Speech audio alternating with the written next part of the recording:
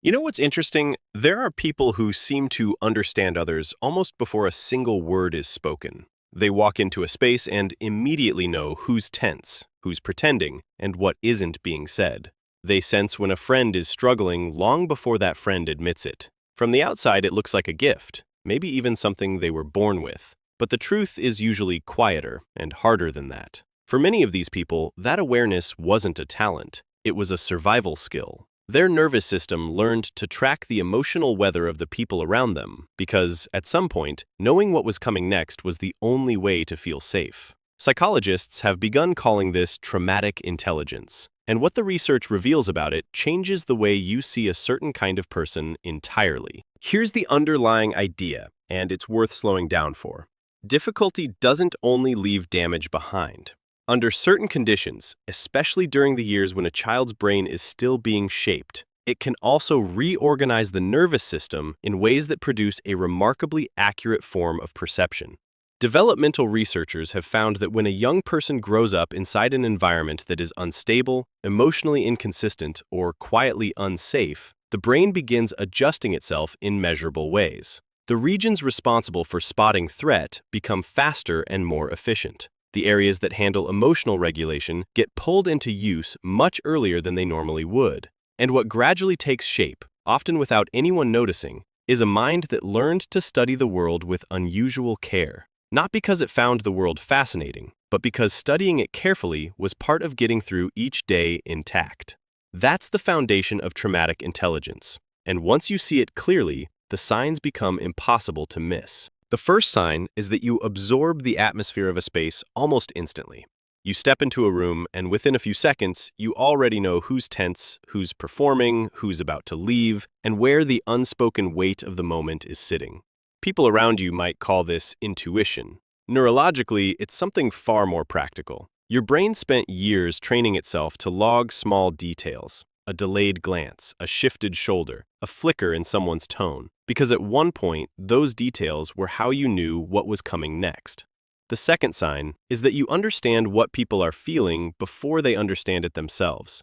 When someone you care about insists they're fine, you already know they aren't, and you usually know roughly why. Some psychologists describe this as anticipatory attunement, and it tends to develop in people who, as children, had to track an adult emotional weather closely in order to predict the kind of day they were walking into. You didn't sit down and decide to become this perceptive. The perception was built into you long before you could name it. The third sign is one that surprises a lot of people. In moments when everything around you is coming undone, you often become the calmest person in the room. Other people freeze or panic, and something in you goes quiet and clear. There's a body of research suggesting that early exposure to chaotic environments can produce what's sometimes called functional dissociation under stress, the ability to step partially outside the emotional intensity of a moment and operate from a strangely steady place. For people with traumatic intelligence, crisis isn't unfamiliar territory. It's almost a language the body already speaks fluently.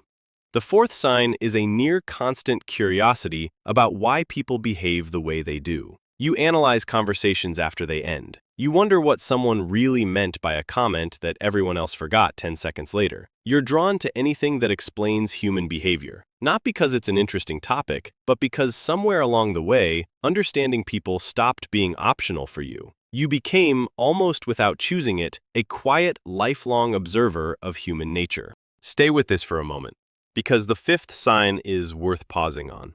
Everything we've talked about so far, the awareness, the empathy, the steadiness under pressure, the analytical instinct, none of it is accidental, and none of it is performance. These are real adaptations carried out by a remarkably responsive brain, and they reveal something genuinely striking about how the human mind reshapes itself in response to its environment.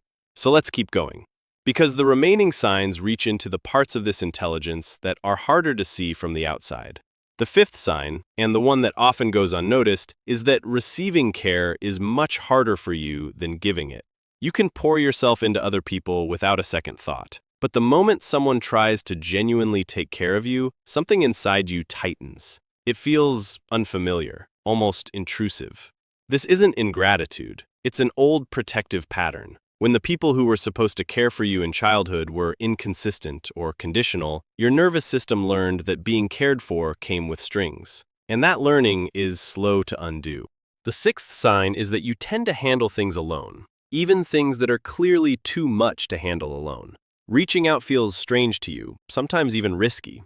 You'd rather quietly figure something out than rely on someone who might fall through. This isn't pride, and it isn't stubbornness. It's the residue of a much earlier conclusion that needing people was less safe than not needing them. And that conclusion calcified into a default long before you had words for it. Seventh, your emotional volume runs at a higher setting than the people around you. A piece of music can stop you in place. A small kindness from a stranger can stay with you for days. Cruelty, even cruelty aimed at someone else entirely, can sit in your body for hours. The emotional centers of the brain, when activated repeatedly during early life, don't get quieter over time. They get more responsive. You experience things up close, always have, and you've probably spent years being told you're too sensitive, when really you were just paying full attention. The eighth sign is that trust takes a long time, but when it forms, it goes deep. You watch people before you let them in. You wait to see how they behave when nothing is at stake. That patience isn't suspicion.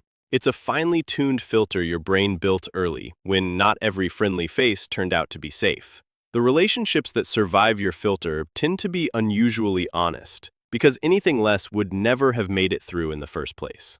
Ninth, you have a complicated relationship with stillness. When the world finally goes quiet, your mind doesn't always go with it. Rest can feel oddly exposing, as if dropping your guard means something is about to go wrong. This is one of the quieter costs of traumatic intelligence. The same alertness that once kept you safe doesn't simply switch off because the danger is gone. Learning to genuinely rest becomes a slow, deliberate act of teaching your body something it was never taught the first time around. And the 10th one, arguably the sign that ties everything else together, is that you hold an unusually weighty relationship with what your life is actually for. There's no drifting in you. You've spent too much time up close to difficulty, your own and other people's, to treat your existence as something to merely pass through.